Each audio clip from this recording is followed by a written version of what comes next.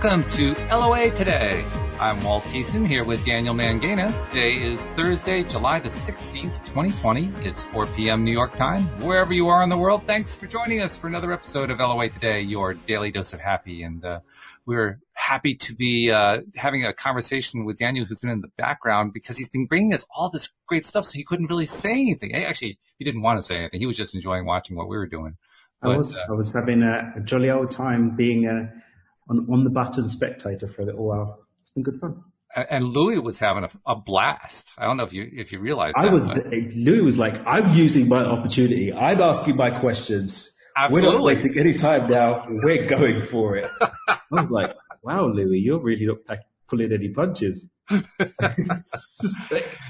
He doesn't take the roundabout route. He goes right after. No, it's like, so we're going to talk about this. Yeah, I know that already. I want to talk about this. Yeah. But I want to talk about this. It's like, wow, okay. Sorry, stream. Don't hold it against me. The guy just got a few questions. Yeah, that's pretty much what Louis is. But I love it. And it was a great conversation. It was definitely. Some great depth to it. The only sad part is our friend Alex is still not feeling well. And so we're sending out all kinds of love and energy to her. Because she's going through a bit of a rough patch right now. It is not COVID. For anyone who might be wondering about that, it's not COVID. But she's dealing with some tough stuff. So lots of love going out to you, Alex, if you're tuning in. I wanted to actually bring up something that it's something I wanted to bring up with the stream, but Louis was having such a good time. I figured I've got plenty of weeks to do it. So we've got other opportunities. Right. This is a chance. Yeah, exactly. But I thought I'd start with you because I know you're also a straight shirter too, so you're going to give me some pretty good stuff on it. I've come up with a term to describe it's not I guess it's a condition. It's more like a state that people can get into. I know I've gotten into it many times in the past. I know it's a very common thing. And it's basically a state that you get into when you've spent, it's kind of like when you've been drinking too much, right? You get that little bit of a hangover. Well, it's kind of that same kind of thing where you've been focusing too much on what you don't like. And so you become emotionally drained. I call it emotional fatigue. Mm-hmm. And that emotional fatigue can kind of build up because if you're trying to manifest stuff or you're trying to make stuff happen, and it's not happening because you're not in a good vibrational space, then you start to get that reinforcement that says, well, this isn't really working, even if you know that it does. But in your heart, you're feeling like, oh, God, this just isn't really working. And you can actually start to feel self-defeated. And it can become very, very reinforcing. So I'm kind of describing that whole emotional globby state as emotional fatigue, because it kind of describes how you just feel so defeated in that place. So I just wanted to talk about emotional fatigue a little bit today and come up with some ideas about, how to deal with it. I was experiencing it actually earlier this week. It surprised me. I didn't really kind of expect it. What's happened that kind of kicked it off, my wife is taking more and more of a step back from the gardening business. I'm taking more of a step forward. I'm taking over a lot of the stuff that she was doing. And the latest round was where I started taking over the scheduling. She'd been doing the scheduling all this time. And I don't know why it was, but all of a sudden, I just started feeling like, how do I describe it? It was almost like I'd just taken on a job that I hated. Maybe you did. Not really. Not really. I actually, scheduling is not a difficult thing for me. It's actually easier for me than it is for her. Because, well, maybe I'm wrong about this now that I think about it, but I always thought that, and I still think that I don't really become emotionally attached to it in any way. I just like, okay, this is what needs to be done. I'm done. No big deal. Maybe you're not consciously emotionally attached to it. Well, that's part of the topic, I think, because so much of the time we don't know where that emotional fatigue comes from. And in my case, I recognized what it was, and I just started going through every technique I knew to release it, including, expressing the anger and then finding things to focus on that I liked instead and so forth. And I found myself getting drawn back. I'm saying, what on the earth am I focusing on? What's doing this? Where is this coming from? Is this like some sort of latent, previously focused upon thought that just is hanging on in my subconscious that I'm not even aware of? I was just like perplexed by it. I actually had to just go through a 24-hour cycle, wake up the next day before I could finally get past it, which was really Well, strange. most of what we are is tied up in the unconscious. So Well, true, yeah. the possibility that there's stuff going on that you're not aware of is actually a very high probability, because it's, most of our time is spent operating unconsciously, and every single experience that we've ever had that's gone in through our senses is imprinted on some level of our unconscious mind. Mm. So it could even be that there's an unconscious association that you've got that's happened with a connection with an unconscious memory that you have that's created this discombobulation that you're experiencing in that now, Right. as some emotional fatigue. I spoke with someone recently, and they were talking about a behavioural pattern that they stepped into when they moved back to a certain area. I'm pretty confident it's because the neural pathways that they associate with that area created a different combination of chemicals in their brain, Sure. in the body, that resulted in a new type of behaviour. Mm-hmm. So, I mean, once we start to understand just how much of our time is spent in our unconscious mind and how much of our bodily responses are coming from that place, and that emotions are simply the body's chemical response to a feeling, to vibration, Mm-hmm. then we can start to say, oh, okay, well, something's going on from thought, on the journey of thought to matter. We're getting caught in this space whereby this cocktail of chemicals and hormones being produced in my body that I'm experiencing as emotional fatigue. Of course, now the next question becomes, all right, I've identified it. Now what do I do?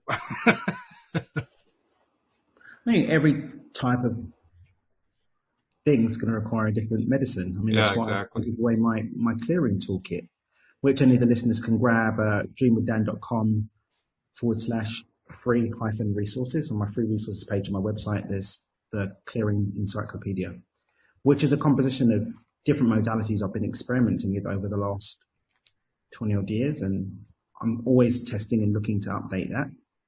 And, we use different combinations. I talk about stacking, for example, Mm-hmm. which is understanding what's the microshift that I can make right in front of me.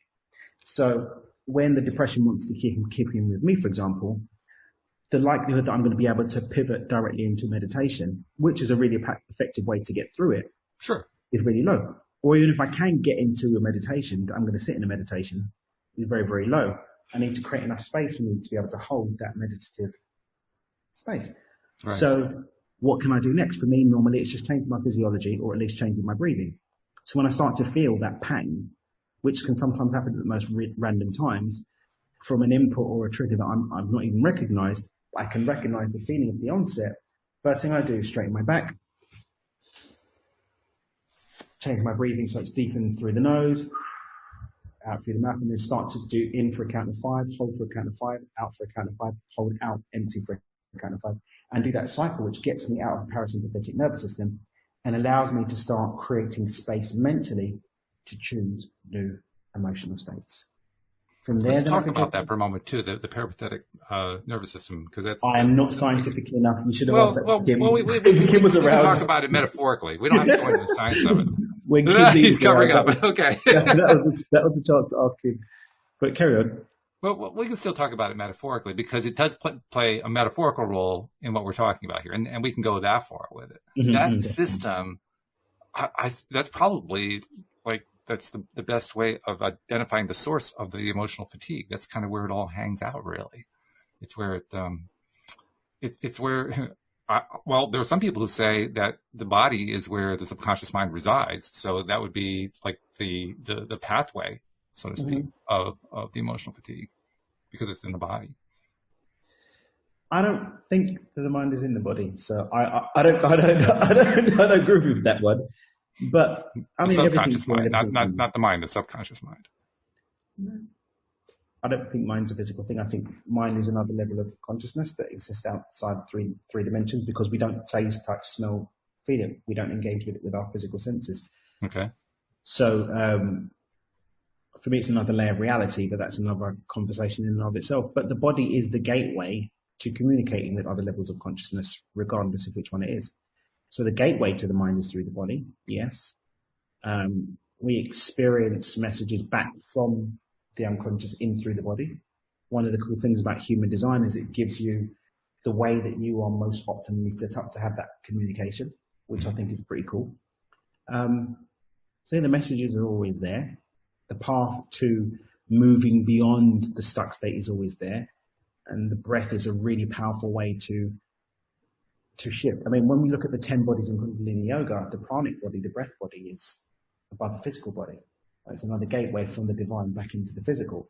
So I think that's, for me personally, why the breath work works, because it attunes that higher level of experience into what we desire, and then allows us to track the journey back down into our physical experience. That's interesting, because I never really thought about, of course, I'm probably not into meditation as much as you are, but to the degree that I've engaged in breathing techniques and so forth, I've just found them as a way to clear my mind. It's just a way to get rid of stuff I don't want. What's that? Why do they clear your mind? I don't know. I just know it works. I don't argue with it when it works. Well, I think for me, certain breath work techniques take you deeper into the now because they bring you into a space of presence. So when I do my visualizations and I call people into a certain breathing pattern, it brings you into centered space that you can access through the now, the new opportunities that we want to connect with. I've been doing more, I can't remember the word of it, but more DMT, producing breath work. My friend Lee has been getting me more into that kind of groovy stuff. And that's been really cool. It's been a great tool to tap into different sectors of reality because your brain tunes into different frequencies because it's producing more DMT, which is pretty cool. So breath has got different purposes. Sometimes it is just to slow down.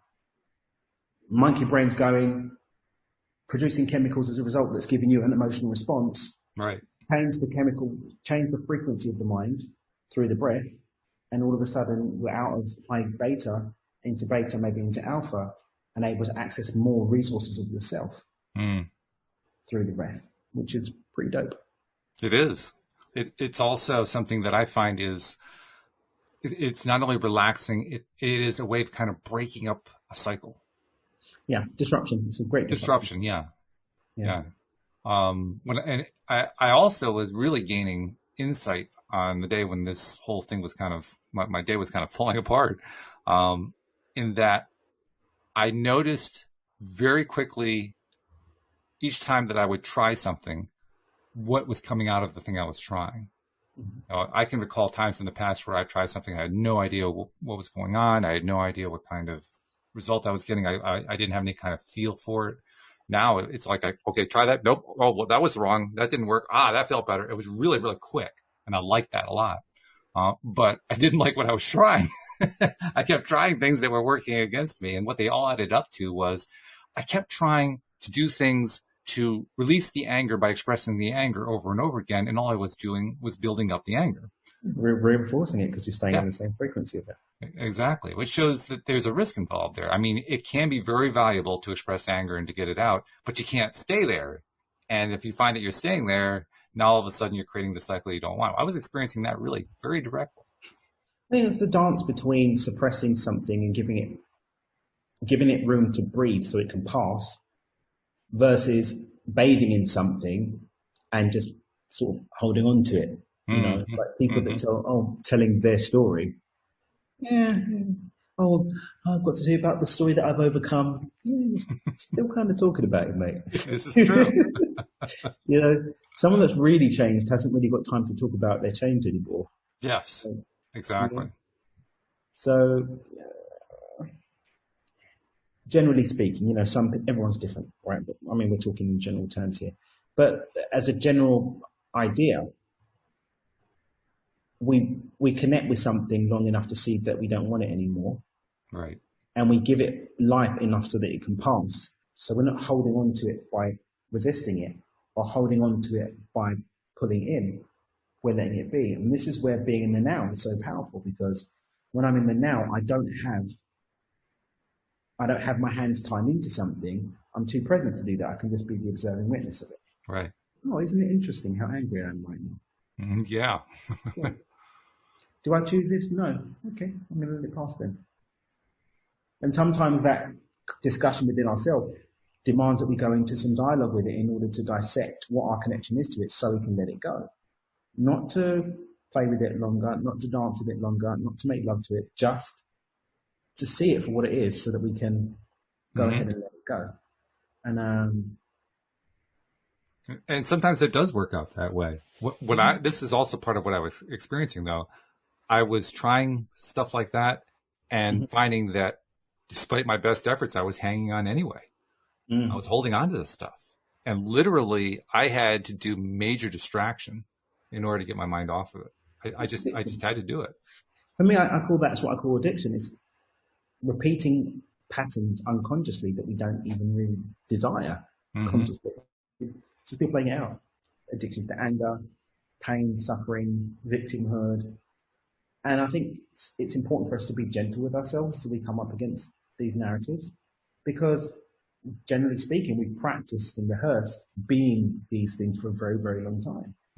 We spent, and even if you're only 15 years old, like I would say, even if you're only 15 years old, you've spent 15 years practicing, rehearsing, and re-imprinting and reinforcing this idea of who you are.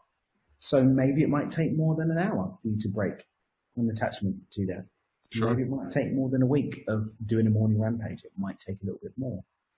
But it's important also to layer into that the time that it will take is directly correlated to your commitment to the illusion of it needing to take time. Because change doesn't have to take time. It's getting ready to take the change. Make the change that takes time. Yeah, that time element is also a source that can be very confusing when you're in the middle of something like that, because we're so ruled by it in our physical experience. And to have the presence of mind to stop and say, okay, I know I feel like there's a time thing going on here, but there really isn't. That's not an easy thing to do when you're in that mental space. Very, very, very, very, very strong collective agreement. We are born at a certain time. We're told to sleep for a certain time as a baby. Mum is imprinting the narrative of time around how much time we're doing this. So then we go to school. We have to be there at a certain time. When we sleep, and we eat, and we play for a certain time. And then we go to school. We have to be at school for a certain time. And then we break at this time. We have lessons for this amount of time. Then we have to be at work for this amount of time. After we've been to school for this amount of time, or studied for this amount of time. Right. And then we get home by a certain time, and this happens. So the story of time is really deeply imprinted. And it does serve a function. It creates a very clear containers for things to be done in, and a very structured framework for us to experience three-dimensional reality. But there's a difference between having a framework that's useful, that we make use of, to being a slave to a concept that just isn't real. Right. And that's the real difference right there. That's what's so important to recognize in the situation. And it takes a little time sometimes to learn that. It takes time. It takes some repetition and trial and error is not really the best phrase, but trial and experimentation is, it takes that. You have to kind of play with it and feel like, okay, what's happening here? How am I responding on this day? What's happening under that situation? What's happening under this situation? And then over time, the time thing, we start to learn what our own patterns are and how we respond to best. And that's kind of what I was doing. Let's see, which day was it? I think it was Tuesday. That's right. It was. It was leading up to the meeting with the Stream of David, and the Stream of David. Boy, did that talk about distraction! That just really wiped it right out. It was great. Brilliant. But it was an interesting experience, and it was a frustrating experience, but it was also useful because I got a better sense of some of the stuff that's still left over. And by left over, I mean, I've been doing all this work on myself for all these years. And every once in a while, something left over pops up. And say, oh, where did that come from? I thought I'd gotten that one out of here. I think, this is again a call for all of the listeners and both of us, a reminder to be gentle with ourselves, because the journey doesn't stop. Had the journey ended with transcending into the ethers and become essence of pure light and back to communion with the divine, we're still in three-dimensional form because there are still pieces. Now, can there be a transcending in this lifetime for some? Yeah, sure. But even Jesus lost his shit and turned over the tables in the temple. Absolutely, So I think, be gentle with yourself. I mean, it's just when we do have those opportunities to look back at a choice or a behavior or a way of thinking or whatever, to take that opportunity to look back and say, okay, What can I take from this that enables me to grow? And what thought markers can I place so that when the triggers come up again, I don't make a disempowering choice of the same nature? And that's all we can do. The rest of it sprinkles, you know. Yeah. And I love Dr. Joe's phrase, wisdom is the memory without the emotional charge. I can look back at something, take the wisdom of it through the memory of the experience without being emotionally engaged with it. I can witness it and say, okay, I like that. I like that. I don't really want to choose that next time. Mm-hmm. But not to disregard or have a disempowering emotional experience about it from the past either. That happened. I don't necessarily decide to choose that next time. So I won't. And one example of what you're talking about, I can point to right now. I can look back on that experience on Tuesday and say to myself, well, there was one really good aspect to the time, because through the benefit of time, despite the fact that I was focusing on a lot of stuff that I really didn't like, most of it didn't manifest into anything. Why? Because there was a time gap, there was a delay, and it gave me time to shift the whole vibration around before it could actually turn into something I didn't like. I actually did spend more time than I would have preferred. I focused on some bad stuff, and so I had some little small bad stuff that kind of came out. Mm-hmm. But it could have been a lot worse. If there was no time delay, it could have been, oh my God, it could have been that kind of an environment. And it wasn't. So the time situation works to our advantage as well as making frustrations for us. It works both ways. Right then. Right then. I think, patience with ourselves, and I've said this a couple of times today, patience with ourselves, and realizing that there's no point taking this thing too seriously because none of us are getting out alive. Yeah, right. None of us are getting out alive. At the end of the day, we're all going to pop our clogs, and at no point, regardless of what the situation is, at no point did it change that we knew the time or the hour of our passing. Mm-hmm. We don't. You can get as many fortune tellers, see as many practitioners of the arts or whatever, do as much ayahuasca as you want. You're not going to know the time you pass. And you're not going to be able to, at this level of consciousness, understand all of the pieces of your life here before it passes. So what's the point? In giving energy that could be used enjoying this experience and learning from it and expanding through it, getting tied up in things that you're just not going to be able to identify to know at this level. Although, as Abraham and I would guess, the stream Abraham definitely points out, we all decide when we're going to pass. But not doesn't necessarily mean we're picking the time, but we make the decision. Yeah, but I'm just saying that not at this level of consciousness. Otherwise, no. I don't know. I've noted people in my own family who died who I was pretty sure they were done, and they thought they were done. Yeah, but that's a different kettle of fish.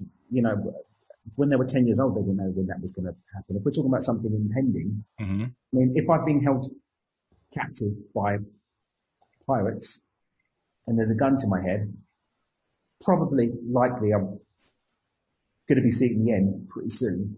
If I'm in a plane and it's falling out of the sky, I can probably say my final prayers, right? That's, if my body's failing and I'm not really interested in fighting that inevitability anymore, then I probably know that's what's going to happen. But I'm more talking in terms of me going through life, worrying about everything and blah, blah, blah. When is it? I don't know. Someone that goes to take their own life, of course they know. They've made the choice that they're going to take their own life, for example. Mm-hmm. Or someone's going to go into a dangerous situation. They know there's a possibility of their life being taken. But people go into risky situations, planes fall out of the sky and people survive. People get cancer and they recover. So again, at this level of consciousness, we don't have that level of deep certainty and knowing about the time. Although every once in a while we do get glimpses, though. We do get glimpses. And you mentioned planes falling out of the sky. There's a wonderful video. I don't know if you've ever seen this one. It's a video of a guy who was a stunt pilot in a flying circus type thing or an air show or something like that. And one of his wings falls off. It falls off the plane. So he's flying with one wing. And he did this most amazing landing. It was a walk-away landing with one wing. And you watch this thing. He's doing this spiral thing. He's using the wing up above the fuselage as like a rudder. and he's working his way down like that until he's finally able to flip it over to the side that he would normally land on, and it hits the ground and rolls. How the hell did he do that? Skill.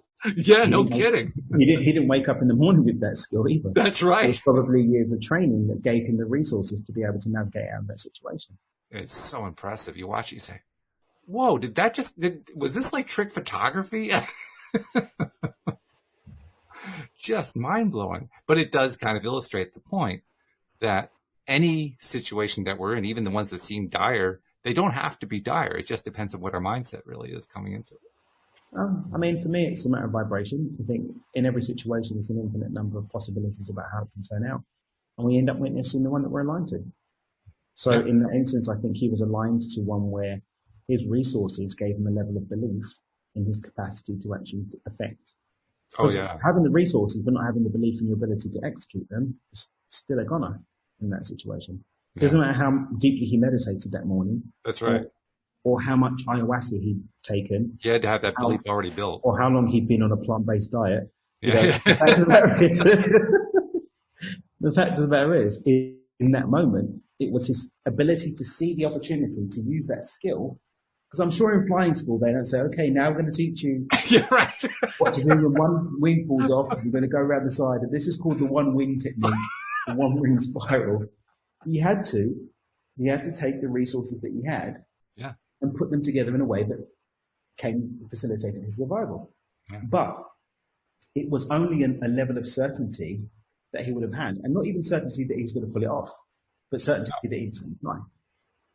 I'd be willing to bet this was a scenario he had previously thought through. He had previously, what would I do if, because pilots do this kind of thing. They figure, okay, I'm flying along and my engine fails. Where do I land? That's what they're constantly doing all the time. Mm. Well, he probably, as a stunt pilot, was taking it to the next level. Okay, I'm doing a stunt and the stunt goes wrong. How do I deal with that thing going wrong so that I can survive the thing going wrong? And you know what? This comes to the whole thing about just meditating about stuff and my whole stop meditating movement, that if all he did was visualize and meditate and do the spinning spiral yoga posture, but didn't actually do anything three-dimensionally to practice those skills, he probably wouldn't have been able to pull off that procedure. Probably, yeah. And it wouldn't have mattered if he was a carnivore or a keto or a vegan in that moment. We drive for some great realms here. I love it. But it's true. None of that mattered. It wouldn't matter if he was black, white, gay, or straight. What mattered was his ability to align to that potential outcome. Yeah. So that was a possibility for him. If he was like, oh my God, everything's going wrong, my wing's falling off, that would have been the end for him. He was a goner at that point if he thought that. Yeah. No but being open to the possibility opened him up to the possibility. Well, actually, in his case, it was more like a certainty, I think. There had to be a strong certainty in his mind. Yes, I can survive this thing. Yes, I can do this. I can pull this off. I personally believe that that's the case. But yeah, not being in his mind, at least for me, it's a maybe. Maybe. And maybe it wasn't 100% perfect. I know that because once he landed the plane and climbed out of the fuselage and started walking, all of a sudden he staggered. It's like, oh, now I can actually react to this thing. Yeah. Definitely. But, I mean, there's a message from that, I think. As the observer, you can say, okay, you're entitled to that stagger. You earned that one. Yeah, you get a wee stagger, buddy. Stagger for you. That's right.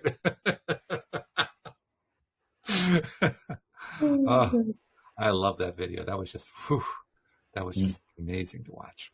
It was also amazing to have that conversation with the stream on Tuesday, and that I say that as a reminder to our audience. This is not just a 1 or 2 or 3 time event, even though David's been on 3 times now. This is ongoing. We're going to be doing this every Tuesday. And we had a listener who took advantage and sent in a question that we asked the stream, got a great answer. By the way, Avi wrote to me afterward. He said, that was an amazing answer. So he really appreciated that. And I say that's because other listeners, I mean, think about it. How many people have wished that they could have that conversation with Abraham Hicks? How many people, not many people actually end up in the hot seat. A number of people have manifested it, but there's a small finite number of people who've actually made it into the hot seat, and a whole bunch of other people who had questions that maybe were answered in the context of somebody else's question, or maybe Yeah. they were answered by watching a video, or maybe they just decided, like me, when I went to mine, that it's not all that important, so I'm not going to ask it. But still, there's a piece of you that wants to ask that question. There's a Well, piece of you that wants to I think ask it. Well, I think and I've experienced this with the stream sometimes, where it's like I can actually feel that it's my egoic need to ask the question, mhm. or even to show how clever I am in coming up with the best question. I'm going to come up with a question. All must know that this is my question, the question that I, Daniel Mangena, constructed. In those times, I keep my mouth shut. I tend to catch myself in my butthole mode and that sort of coming up and not ask. But My you know, point is that our listeners don't have to stay in that mode. They can actually ask their questions. they So, can ask send in your questions. Send them to me by email or, text or I'd whatever. love to have them. Or come and join us on Or come YouTube. join us if you can do the live stream. Yeah. If you can be available at that time, absolutely. Join us. And That was the segue. Well, it was a great segue. And by the way, if you want to be able to subscribe to YouTube, that's going to be how you're going to find out about it. It's really simple to do. Just look for LOA Today podcast videos on YouTube. That's how you find us. And once you do that, also, I have to do the Alex Ting thing. I mean, she does the gestures better than I do, but, when you don't have Alex, you have to do second best. So, after you subscribe to the LOA Today podcast video channel on YouTube, make sure you click the little bell, because that's how you get notified every single time that we're live. So even if you forget, as long as you got your connection to YouTube on, you still know we're there. And then you can come on Tuesday and ask the stream your question live, which is fun. Yeah. Very, very cool. So please take advantage of that and tell a friend to tell a friend too, because we want more and more people finding out about this. Very, very cool stuff. And it's no holds barred. Yeah, I'm impressed by how well David has developed his ability to do the translating of the stream. Mm-hmm. Much like Esther Hicks has, he really has it down so that when a question gets asked, like there were a couple of kind of tricky questions that were asked on Tuesday, and there was no hesitation. Mm-hmm. David just starts talking, and the words come out, mm-hmm. and I could tell the most difficult part was David trying to translate, because every once in a while he gets into that stutter mode, as he's mm-hmm. trying to find how to say the words that are coming to him. But you mm-hmm. can tell the ideas are coming through really fast, really clear. Yeah. Yeah, so I give him credit. That's quite a skill to have developed. Yeah. Very cool stuff. And he's just such a lovely guy. Oh, he is. Yeah, he's a really good guy. So we're very, very grateful and very pleased to have him as part of the team here on LOA Today. Yeah. The other thing I want to remind people about, first of all, the app is out. The LOA Today app is out. I've been spreading the word. Some of my friends Excellent.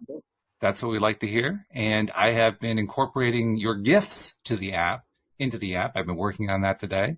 Nice. The Beyond Intention audio course is that's already in place for the next update. Doing the descriptions for us for that. We should have those by the weekend. Excellent. Okay. Everyone. It's actually useful because we're moving all my courses to a new platform. And actually, it was a manifestation that you've sort of nudged me to get that done. So all right, I've had to do it to that and a load of my other program modules as well. So they're all good to go. Beautiful. And I'm still working on the Beyond Wealth ebook, and I've got that one almost done now. I've got almost everything figured out. I told you by text message or email that I was having trouble with the images. Found a way to capture the images that I needed to capture, which mainly meant the book cover, because I couldn't get the book cover. But I finally the book cover I've got as an actual image. I could have emailed you the JPEG. That's what I asked you for. Come on. the captions. I was also asking for those, but I dealt with those by turning those into text. But I also needed to have the book cover. I'm sorry. That's all right. Not there. I've literally got it as a JPEG. I could have sent over immediately. Well, I was able to turn it into a screenshot, and that worked out good. So, okay. Sorry about that. That's I'm just yanking your chain, no biggie. Brilliant.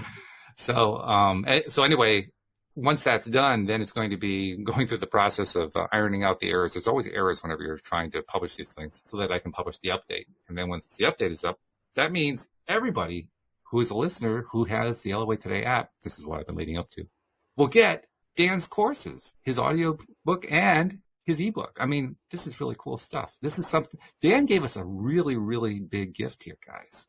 You got to take advantage of it. I mean, I get to groove with you funky cats a couple of times a week, and it's been an absolute joy to be able to do that for the last few months, and being able to give back just made me happy.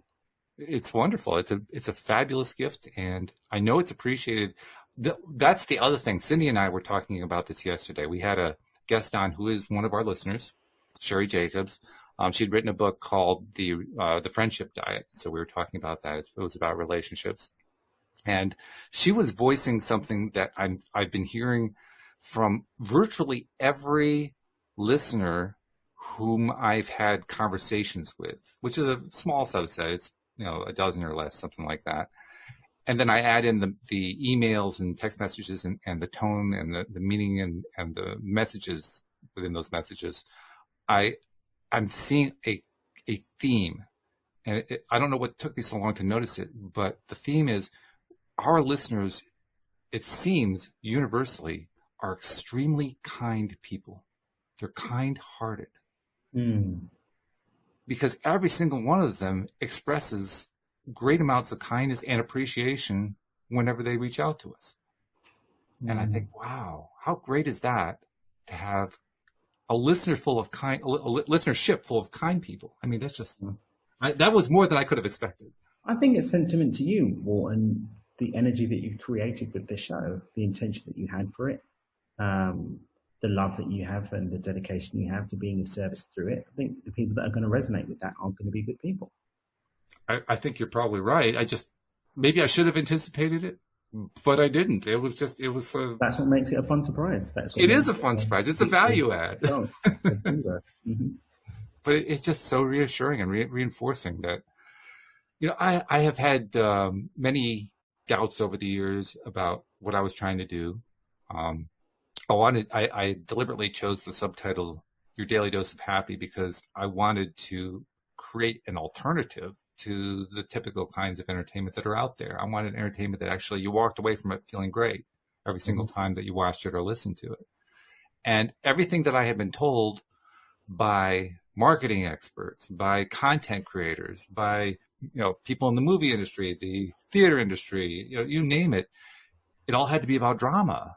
You had to have that dramatic negative thing going on in order to draw somebody in. And I said to myself, I don't believe that. And yet it seemed to take forever for what I was doing to get traction. But now it's getting traction. And as it gets traction, I say to myself, you know what? That theory wasn't so far off after all. There really is a space for this. There really is a demand for feel good, for feeling great, in fact, and feeling great over and over and over again. And it's validating. It's validating. I love that. Yeah. I love that. It's a gift. It's a gift that we get to dance in, or you get to dance in 5 days a week. Yeah, right. Get to dance in all the time and get the energetic payoff from. Yeah. And it's wonderful. Pretty darn groovy. I think actually, I mean, I like to think that I'm giving quite a bit, but I think I've probably gotten more than I've given. I really do. Maybe I'm not giving myself enough credit.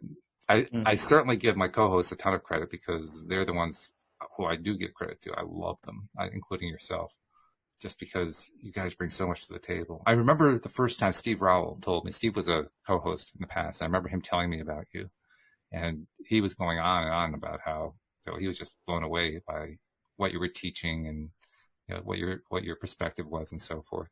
And so I had you on the show. That was about a year and a half ago, 2 years ago, something like that.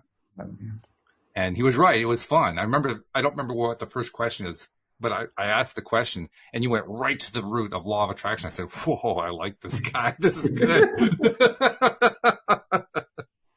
I mean, you cut all the chaff out of the way. There was nothing left but the pith. That's all there was. It was great. But that's the kind of thing that I've really enjoyed, is bringing on people like you who can do that. And you guys are the reason, in my opinion, why this show is doing so well. Yeah, I'm bringing my part of it too, but wow, this show is so much better because of you guys. So I got to thank you too. Appreciate it. It's an honor to be here. You're an amazing human, and it's great to have these dances with you a couple of times a week, and It yeah, is fun make too. I like it. It'll be even more fun when our friend Alex is back. But yeah, definitely. yeah, there's when you first agreed to come on, I was thinking to myself, okay, where do I match you up? And the first thought that came to my mind was Alex, because you have a playfulness to you. You've demonstrated it, especially when you croon. But in general, you have a playfulness. And Especially Alex when I is like, grew. yeah, right. Well, that's what you do, though. I mean, that's the way to describe it, right? Yeah. So, and then there's Alex, who basically, she likes seeing everything from a funny perspective. She Yeah, laughs about everything. She just exactly. takes joy in everything. And I'm Mm. thinking, put those two together, it's going to be magic. And it was, and it is. Yeah, It's worked out really, really well. great fun. I really do love it. Hmm. Yeah. Um, I want to get back to the original topic, though, as I usually try to do, because the emotional fatigue is something that, fortunately for myself, I've gotten largely out of my system. It doesn't happen to me too often.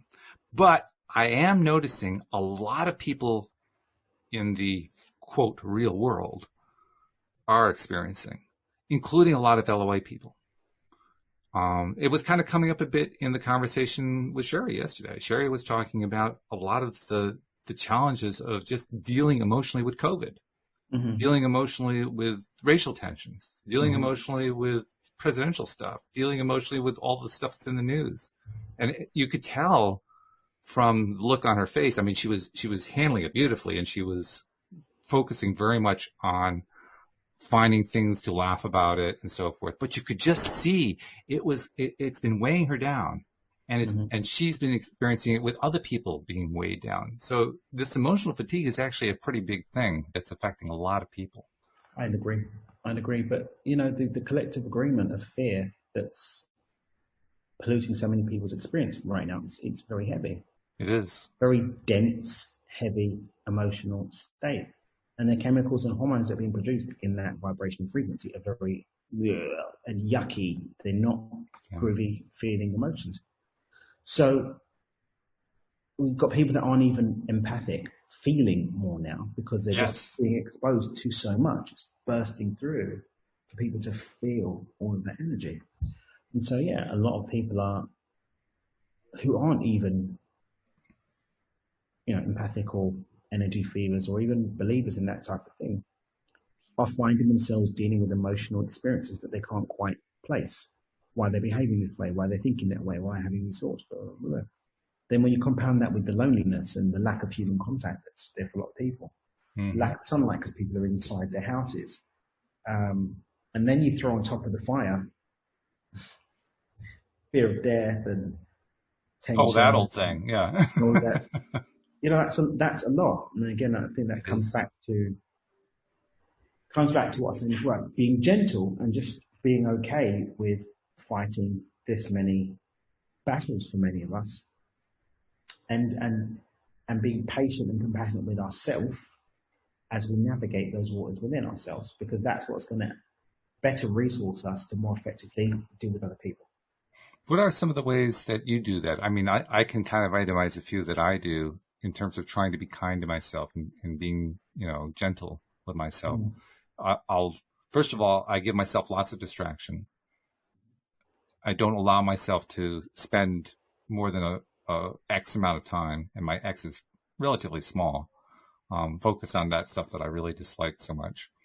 But I also I try to make it a point to learn from those times that I am connected to it, those times that I am paying attention to it. And by that, I mean, I try to monitor how I'm responding emotionally to it and ask myself, okay, I know what I feel right now. I know I don't like it. Is there anything I can do in this moment to kind of treat it like I'm in the gym working out a muscle, trying to build it up? And when it becomes too much, I will do the distraction thing and get my mind off of it. But while I'm in it right now, why can't I work it a little bit? Why can't I see if I can redirect my attention in a way that I don't normally do just because I know it's going to feel better, even though I'm looking at this thing I don't like? I think that's really cool because you're not talking about running away from the problem. You're talking about creating space in order to deal with the problem. Yeah. I think that's a really key difference because distraction for some could be a space to not actually deal with it, but to run away. Sure. Versus Well, what that's you're what talking about, distraction which usually is is. Yeah. what And you're talking deliberately about. so, I might add. Versus what you're talking about, which is, do you know what? I need some breathing space to be able to be properly resourced to deal with this thing. So I'm going to create space for me to be able to do that. Very, very, very different kettle of fish. And I think for me, it's number one, acknowledging the situation itself, Hmm. acknowledging my role in creating it, because we sometimes don't do that. So I Yeah, no kidding. for ownership, step one of beyond intention. Mm. You're going to recognize these bit steps. I then do what I need to do as a microshift to get into space, to create more space, to create more space, to create more space, so Mhm. that I can get to a place where I can hold the vision and emotional state of what I desire versus what I'm in now, Mhm. without denying the experience as it is, Right. without blaming anybody else, without, shame, guilt, whatever. So, okay, I'm in this funky space now. Space, space, space, space, space. Okay, this is what I desire now. And let me hold that. Let me run the mental image of that. And then let me connect to a state of certainty about the possibility of that for me. And then let it go and find enough space to just slow the hell down and chill out while the thing turns. Step forward beyond attention and listen. And in that space of chilling out, stay aware of what I'm thinking and what I'm feeling. And when it comes up that I'm feeling something or thinking something that relates to what I've chosen not to experience, go back again, accept it, clear it, get into want instead, seek to hold it until the tide breaks. And that's when the miracles come in. That's when someone comes in and says they're sorry. This is when you get news that that thing's not happening anymore.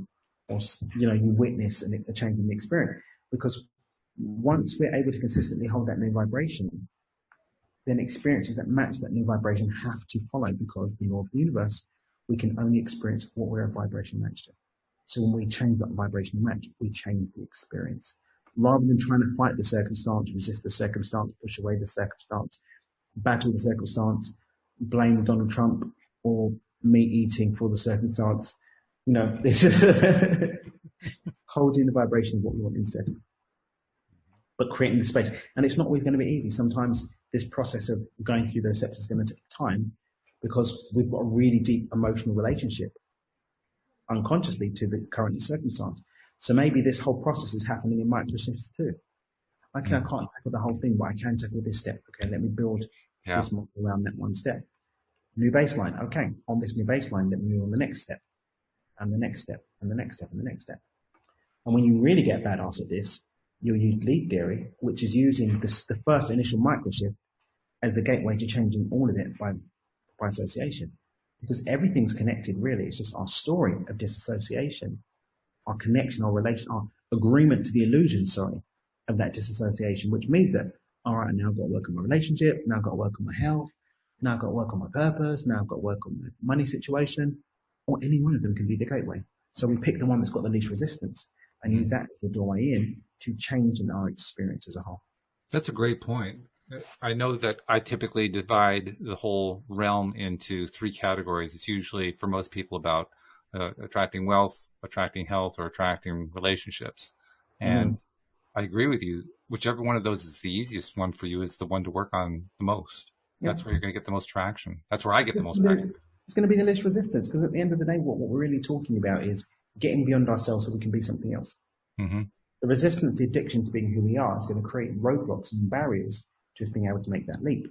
But when Hmm. we don't have the same level of resistance, we can make that transition with greater ease. Right. So, Yeah. You mentioned earlier, use the term chill out as a way to describe what you're doing as you're kind of creating that space. mm-hmm. And that can be talk about, exercising a muscle. That can be a real challenge to exercise that muscle when we're in the midst of that emotional distress that we're experiencing. Mm-hmm. And even when we're not in the midst of the process, I mean, me and Olga have this all the time. She likes to go to the beach and do nothing at all. I want to chill at the beach, sip a margarita, read a book, you know, I'll listen to a podcast, put my feet up, but I'm still doing something, Yeah. Mm-hmm. right? She wants to sit down and like, we're going to talk. But she deliberately does it because she just wants to sit there in silence. And if I move, see, you can't sit still for a minute. This is important to me. It's like, dude, you've been sitting here not saying anything for the last 10 minutes. You know this drives me bonkers. So for me, chilling isn't a very active process. I might go on the exercise bike. I might go for a walk. I might read something, watch something, listen to something. I'm still engaged, but that is chill for me. It's not chill at all for me to do nothing. That's actually a really, really uncomfortable. I would even argue that no one ever does nothing. Even when we're meditating, we're still doing something. Yeah. I mean, you talk about her sitting at the beach doing nothing. I kind of do that. When we go to the beach for long periods of time, I'll just sit there and look at the water. Mm-hmm. But I'm still doing something. Yeah. I'm meditating on the water. I'm enjoying the water. I'm enjoying the undulations of the waves, and I'm enjoying the color and the interaction with the sky. But I'm just looking at it and just kind of absorbing it and, flowing myself into it. Well, there's an aspect of the law of perpetual motion that says that, we're always in flux, we're always in motion, right? So Yeah. we're always moving from non-form to form and back to non-form again. So there's never a point that we're doing nothing. I think you're right there.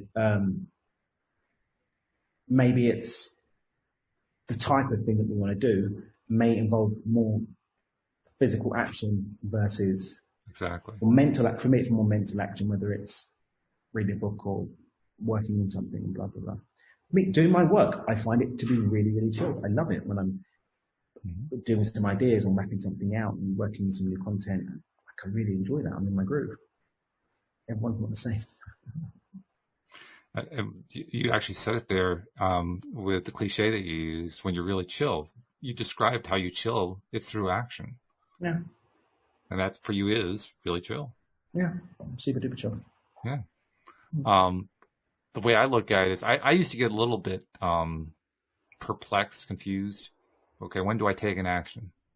And then I finally heard Abraham say something that kind of ironed out for me. And I don't remember what they said, but the way I took it away was change the emotional state and then take the action. Yeah. Just stick with that rule and you're good.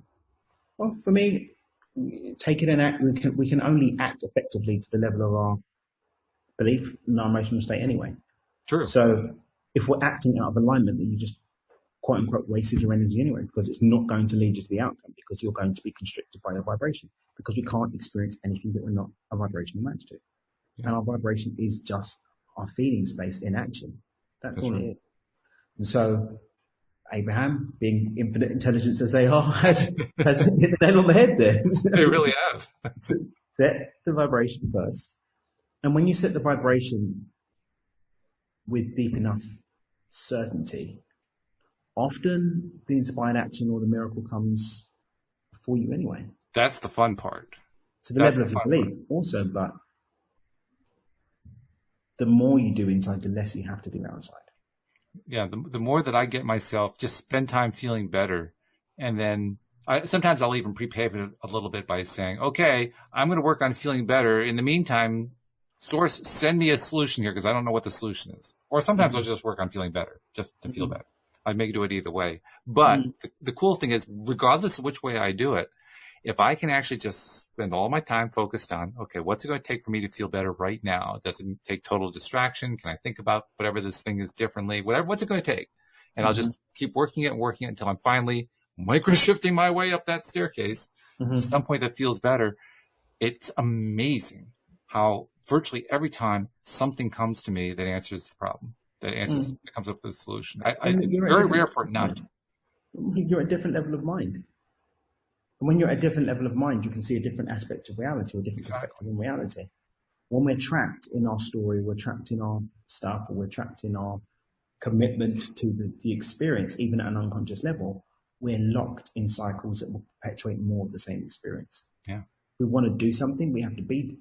If we want something new, we have to be something new. If we want something different, we have to be something different. And what we're thinking and what we're feeling are the biggest components of what we're being, and therefore what we're going to experience, in my opinion. And I agree with you. And I think that this ultimately answers the question that I raised at the beginning of the show. How do we deal with emotional fatigue? We do it by shifting our emotional connection. Yeah. We simply start changing it to whatever is going to get In one Microsoft, step one away. baby step at a time. One Yeah. baby step at a time. That's going to be a lot more effective. Yeah. And it works. It's powerful. It's great. Yeah. Something else that's great. I got to get this in here. I know I said it before, but I got to say it again because I've been waiting for so long to be able to say this. The app is now out there. And what that means is it's so easy now to be a listener.